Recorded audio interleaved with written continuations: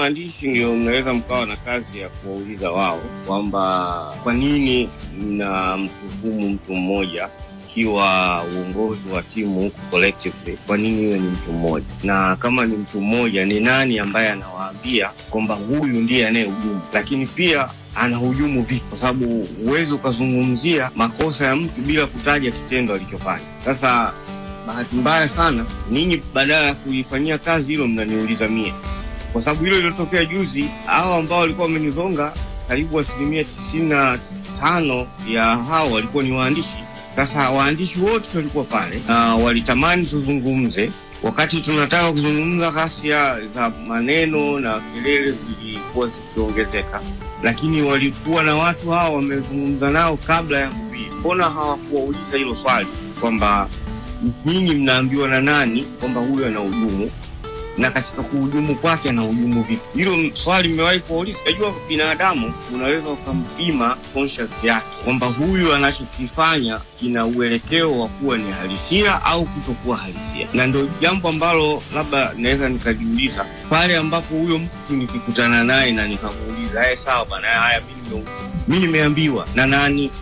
Hawezi kukuambia. Kwa hiyo maana kwamba ni mtu ambaye amechochewa kusema au ameshawishiwa kusema, lakini na wanao watuma hawasemi pia, kwa sababu wanachama wanayo platform yao ya kuzungumza ambayo ni mkutano mkuu. La hata hivyo tunafanya mikutano mingi, tuna wanachama katika kipindi chote cha mwaka. Mwanachama anayo haki ya kuandika maoni, maelekezo yake kuja kufika mpaka kwenye ngazi ya uongozi, kuanzia kwenye ngazi yake ya tawi kwenda kwenye ngazi ya wilaya, mkoa mpaka taifa. Wanazo njia za kuweza kuwasiliana na uongozi, lakini pia pale ambapo wanahisi kwamba kuna jambo ambalo limekiukwa, mamlaka za serikali, mamlaka za kisoka zipo.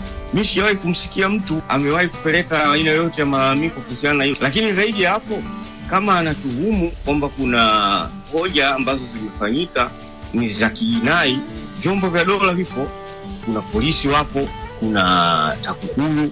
Mbona mimi sijawahi kusikia au sijawahi kupelekewa mashtaka ya aina yoyote? Sasa ikiwa mtu anamtuhumu tu yule pale fulani kafanya nini, haijulikani. Sasa hizo ni kesi zilizokuwa hewani. Mimi sifahamu hilo jambo. Lakini Mo Dewji anawadai. Nimekwambia sifahamu hilo jambo kwa sababu timu au bodi ina utaratibu wake wa uendeshaji, na pande mbili za uwekezaji ndizo ambazo zinaweza zikajadili kama kuna deni linalotokana na upande wa huyo ambaye wewe umemsikia akisema. Tungewasiliana naye umuulize akakupa taarifa hiyo. Unajua kwenye uongozi wa taasisi hizi zipo taratibu ambazo zinatakiwa kufuata, aidha kuzungumzia jambo fulani au kulielezea jambo fulani. Sasa ndio maana nikakwambia kama kuna maelezo yoyote yanayohusu madai, ni jambo ambalo mhusika anaweza akaliwasilisha na likajadiliwa na pande zote mbili. Sasa kutoa maelezo kwamba nani anadai, nani anadaiwa, hayo ni mambo ambayo kwa sasa siwezi kuyazungumza, na sio kila kinachofanyika inatakiwa ukae kwenye media uwaelezee kwamba hili limefanyika. Hiyo sio utaratibu.